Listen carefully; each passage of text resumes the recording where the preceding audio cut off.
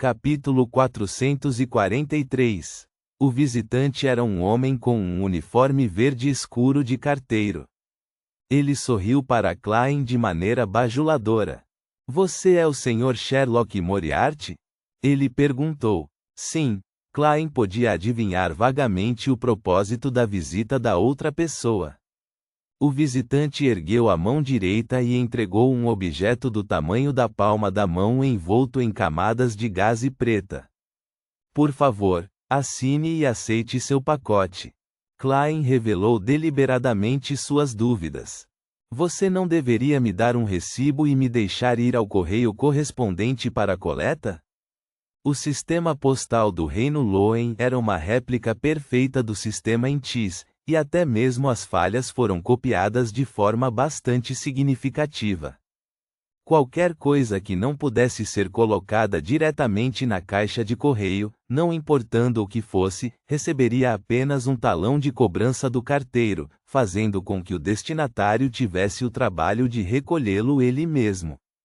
Haha, porque é muito precioso, então tenho que entregá-lo pessoalmente a você, disse o carteiro após um choque momentâneo. Parece que você não é profissional o suficiente para ser um carteiro de verdade. Sem mais perguntas, Klein aceitou o pacote, a caneta e o papel antes de assinar. Fechou a porta e voltou para a sala. Ele não se apressou em abrir o pacote, mas tirou uma moeda de ouro e a jogou no ar. Pá! Klein pegou a moeda de ouro e olhou para baixo para ver se era cara ou coroa. Um número voltado para cima, indicando uma resposta negativa. Não há perigo latente. Klein assentiu levemente e guardou a moeda de ouro. Ele tocou a estatueta de papel em seu bolso e abriu cuidadosamente o pacote. Depois que uma camada após a outra de gaze preta foi removida, os objetos dentro dela se apresentaram claramente para ele.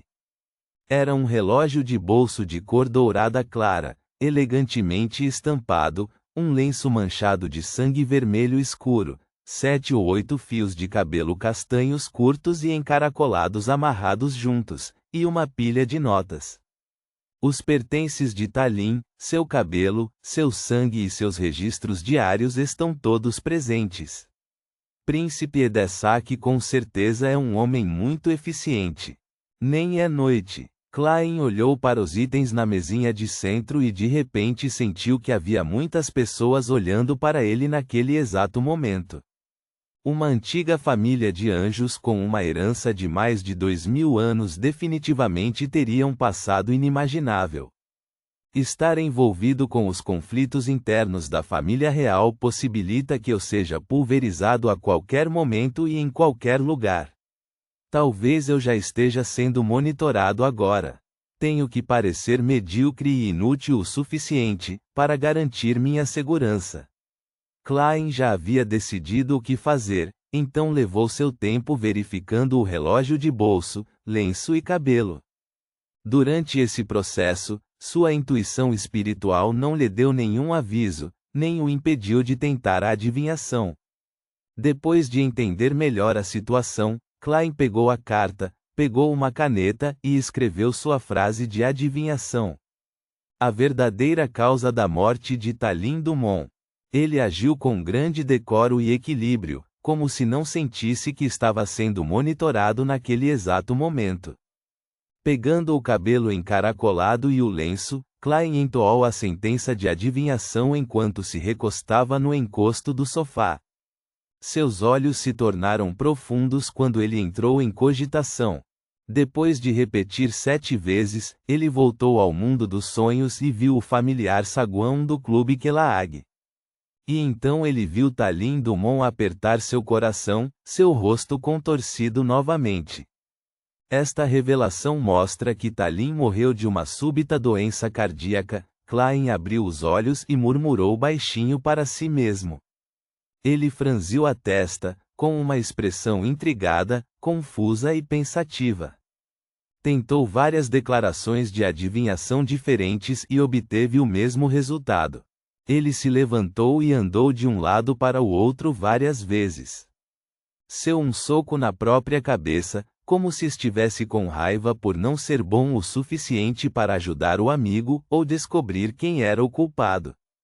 No final, sentou-se desanimado e não se mexeu por um longo tempo.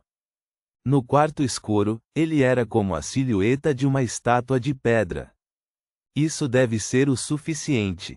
Não posso exagerar. Se não houvesse ninguém me monitorando, então eu estaria lutando contra o ar agora. Klein balançou a cabeça de forma autodepreciativa, levantou-se e caminhou até a cozinha.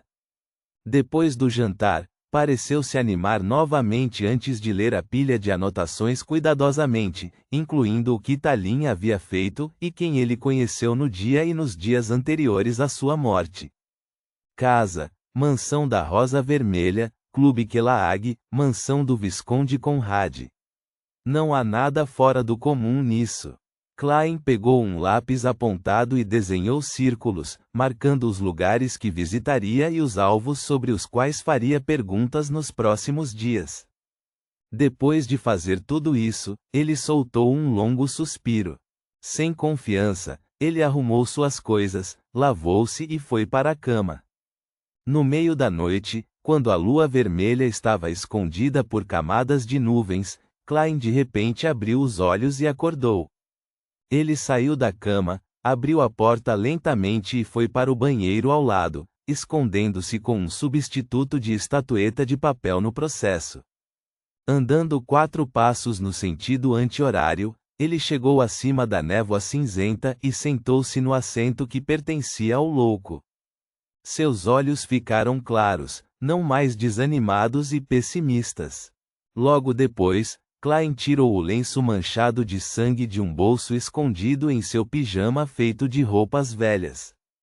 Quando ele estava arrumando suas coisas, usou seus poderes de Beyonder como um mágico para esconder o lenço em seu corpo. Depois de respirar fundo, Klein conjurou uma caneta e um papel e escreveu a frase de adivinhação que não era diferente desde o início. A verdadeira causa da morte de Tallinn Dumont. Depois de repeti-lo 7 vezes com o corpo e a mente em paz e sossego, recostou-se na cadeira com o papel e o lenço na mão e adormeceu no velho palácio silencioso e vazio.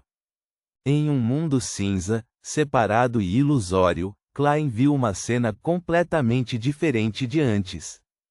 Apresentado diante de seus olhos estava um boneco de madeira do tamanho da palma da mão, esculpido com olhos, nariz e boca. Havia algumas gotas de sangue vermelho escuro no corpo da marionete, dando-lhe uma aparência demoníaca. Uma palma se estendeu. A pele era branca e requintada, lisa e bonita, com 5 dedos finos e delicados que acentuavam a carne e os ossos da mão. A coisa mais atraente era um anel único com uma safira incrustada no dedo mindinho da mão. Pá! O dedo indicador da mão estava envolto em chamas negras enquanto apontava para o centro do boneco de madeira. Sem um som, a cena se desfez e Klein acordou de seu sonho. Seu julgamento inicial não estava errado. Tallinn morreu sob uma maldição. Mas havia um problema. Ele já tinha visto a cena da maldição acontecendo, então por que a cena não foi exibida na íntegra? O espaço misterioso acima da névoa cinza é capaz de se livrar de todas as interferências. Klein ficou intrigado por um momento. Normalmente falando, receber uma revelação muito abstrata e fácil de interpretar mal era um problema com suas limitadas habilidades de adivinhação. Isso significava que a dificuldade do assunto que ele estava adivinhando era muito alta e que não tinha nada a ver com a névoa cinza. Foi um resultado compreensível, mas ele viu claramente a cena da maldição, mas estava limitado a um pequeno escopo da situação. Não forneceu uma revelação relativamente eficaz e foi bastante desconcertante. Eu encontrei uma situação semelhante no passado? Klein vasculhou suas experiências passadas. De repente, ele se endireitou, lembrando-se de uma experiência semelhante. Em Tingen, quando ele estava adivinhando a verdadeira razão por trás das inúmeras coincidências, algo semelhante aconteceu. Ele podia ver claramente a casa com a chaminé vermelha, mas não conseguia alcançar Insizanguil e o artefato selado 008. E este é o poder de alguém ou algo que está no nível de um artefato selado grau 0 que está resistindo ao poder da névoa cinza? Os olhos de Klein se estreitaram abruptamente. Não necessariamente. Ainda existem algumas possibilidades. Tenho que confirmar novamente. Ele se esforçou muito para se acalmar. Quanto ao método usado para confirmar, não era assustador. O método era simples: refazer a mesma adivinhação novamente. Se a revelação não mudar, isso significa que as coisas não são tão terríveis, e se a adivinhação não for mais bem-sucedida, algo ao redor do alvo, ou o alvo está resistindo à névoa cinza até certo ponto, como 008. Respirando fundo, Klein repetiu calmamente a adivinhação anterior. A verdadeira causa da morte de Talin Dumont. Reticências. Ele se recostou na cadeira e recitou em voz baixa, seus olhos ficando mais escuros. No sonho, tudo o que ele podia ver era uma neblina cinza estilhaçada e nebulosa. Não havia mais bonecos de madeira ou dedos. Oxi!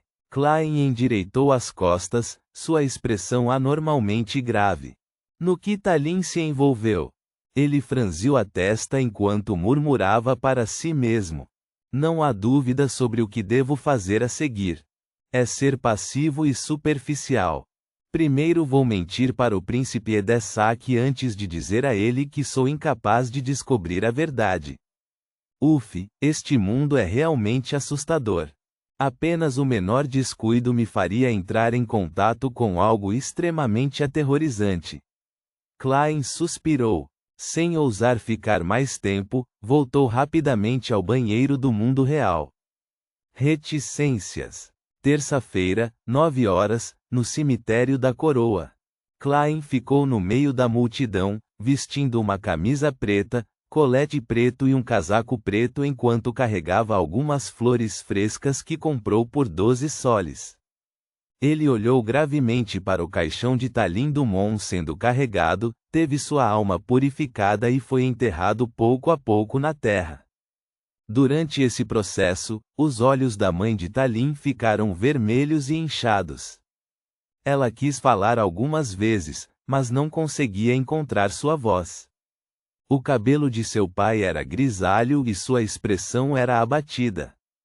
Ele apenas ficou lá, tremendo ligeiramente. Quando a cena refletiu em seus olhos, Klein inclinou a cabeça para trás e fechou os olhos.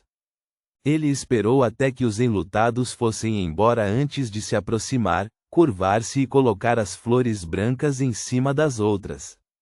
Sinto muito, ele silenciosamente disse interiormente. Levantando-se, deu um passo para o lado e estava prestes a sair quando Klein notou o repórter Mike e o cirurgião Aaron se aproximando. Que pena! Eu nunca pensei que Talin fosse realmente.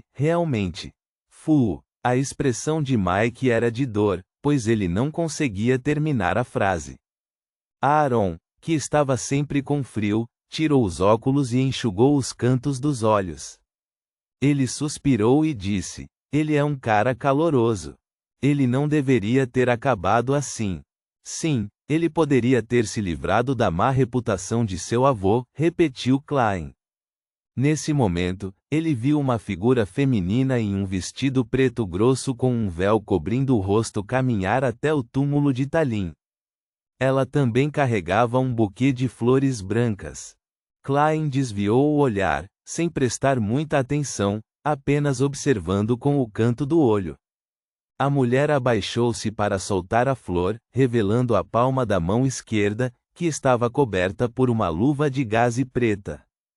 Uma gema azul apareceu fracamente no mindinho da palma da mão esquerda. O couro cabeludo de Klein formigou instantaneamente. Seu corpo inteiro estava dormente.